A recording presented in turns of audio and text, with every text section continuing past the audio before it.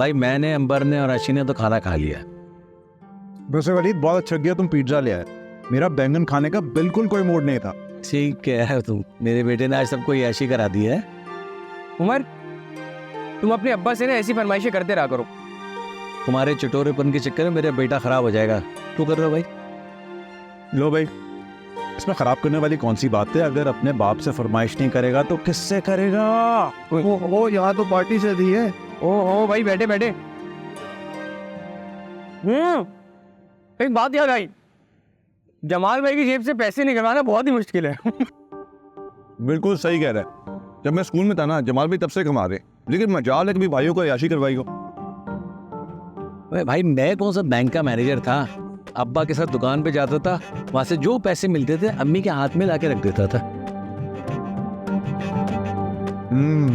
पहले अम्मी के हाथ में और बाद में बीवी के हाथ में। ना भाई, बीवी के हाथ में पैसे नहीं रखे मैंने, तो वो तो खुद ही छीन लेती थी मुझसे।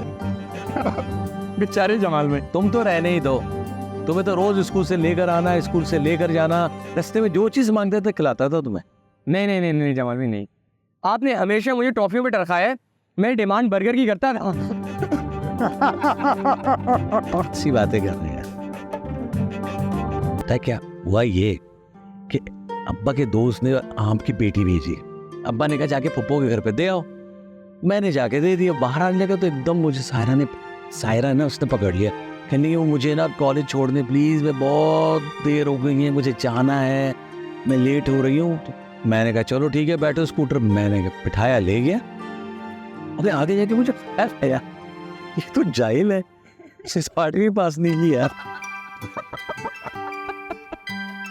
मैंने कहा लो भाई, इसने घुमा दिया मुझे। मैंने गाड़ी रोकी, मैंने कहा बात सुनो, तुम तो कॉलेज जाते नहीं हो। लो भाई, कहने लगी आज दिल कर रहा था बाहर घूमने का, तो इसलिए मैं सोचा कि पार्क वार्क चलते हैं। मैंने कहा भाई मैं पार्क नहीं जा रहा, तो मैं घर छोड़ के आता हूँ। कहती नहीं अब तो नहीं जाऊँगी। बड़ी मुश्किल से राजी किया, उसे चाट की दुकान पे ले जाकर खिलाया और बस घर छोड़ दिया मैंने। ये हुआ था असल किस्सा। हाँ भाई कमाल जमाल भाई। बस खुश, बस इतनी सी बात थी। वैसे एक बात बताएं, ये बात अजहर भाभी को पता है? भाई अल्लाह का वास्ता है, अजरा के सामने कहना भी नहीं। ठीक है, फिर हम सबको चाट खिलानी पड़ेगी। अच्छे करा दूंगा। चलो यार समेट तो सब यार, निकलो। पड़ा हुआ है अभी, जमाल भी बैठे ना यार। वैसे नसीर साहब एक बात बताएं, अगर आपने हमें देख ही लिया था तो आप भी आगे चाट खा लेते भाई। अगर मैं रुक जाता तो फिर आपको ब्लैकमेल कैसे करता? ये क्या नहीं बनाए, ये बात क्या रही है? क्या वो और जमाल भाई? और नहीं तो क्या। हाँ तो इसका मतलब इस घर में एक से ज्यादा छुपे रुस्तम है। एक से ज्यादा मतलब? एक काम करो, लाओ अपना फोन दो, मैं तुम्हें पूरा मतलब समझाती हूँ। यार ये तुम यहाँ तक मेरा फोन चेक करने की क्या पड़ी होती है? क्यों, मैंने ऐसा क्या कह दिया? लाओ अपना फोन दिखाओ ताकि पता चले कि इस घर में और कौन छुपा रुस्तम है। यार जमाल भाई के टाइम सही था वैसे, चुपचाप चाट खाई और खिलाई, नो टेंशन। नो टेंशन तो हो ही नहीं सकती थी, उस वक्त भी तो नसीर भाई पहुंच गए थे। ये बात मैंने तुम्हें इसलिए नहीं बताई ताकि तुम ढिंढोरा पीटती रहो। मैं क्यों कुछ बोलूंगी? हाँ लेकिन अगर डिटेक्टिव नसीर ने ये बात लीक कर दी है ना, तो डिटेक्टिव अजरा तक ये बात जरूर पहुंच जाएगी। अल्लाह ना करे, सायरा का रहना मुश्किल हो जाएगा यहाँ। अगर तुम्हें लगता है कि अजरा भाभी ये बात पता चलने के बाद जमाल भाई से पहले सायरा बाजी के पास जाएंगी, तो तुम अभी अजरा भाभी को जानते नहीं हो। मतलब दोनों को घर से निकाल दिया जाएगा? अच्छा फिर बाहर बैठ के चाट ही खाते रहेंगे।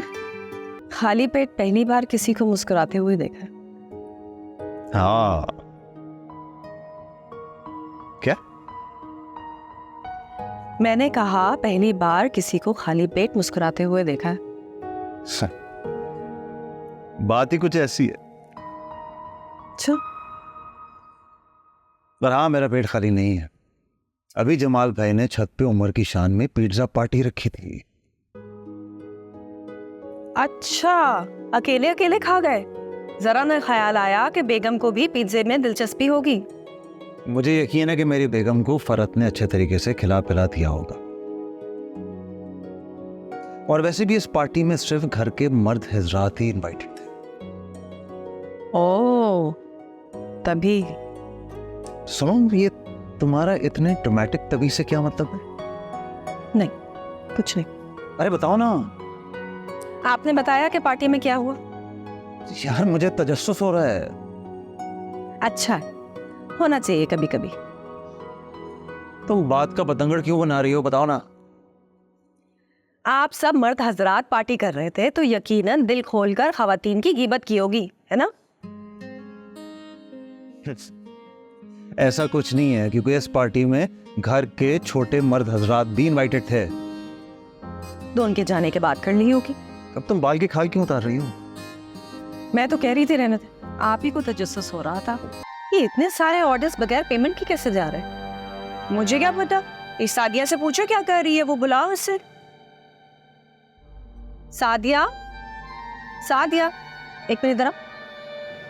जी, ये इतने सारे ऑर्डर्स बगैर पेमेंट के क्यों जा रहे हैं? कौन से ऑर्डर्स की बात कर रही हैं आप? ये मिसेस फातिमा और ये मिसेस अमीन की पेमेंट भी पूरी नहीं हुई। उन्हें तो मैंने मैसेज कर दिया है। कौन से नंबर पर? आपके पास कितने नंबर हैं उनके? मेरे पास तो दोनों नंबर्स हैं। तो उन दोनों पे मैसेज कर दिया है।